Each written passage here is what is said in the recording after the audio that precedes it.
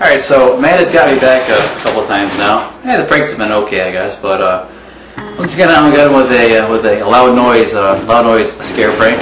What I have here is a classic air horn, which I'm going to be hopefully I'm going to get them a couple times over the next couple of days.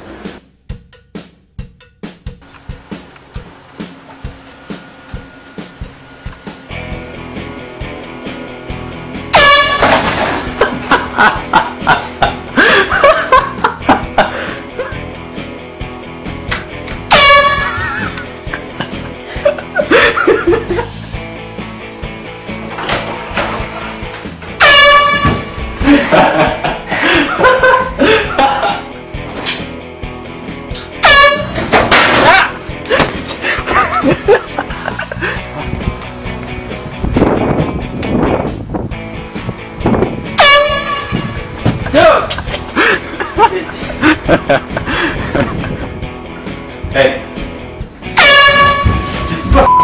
Okay.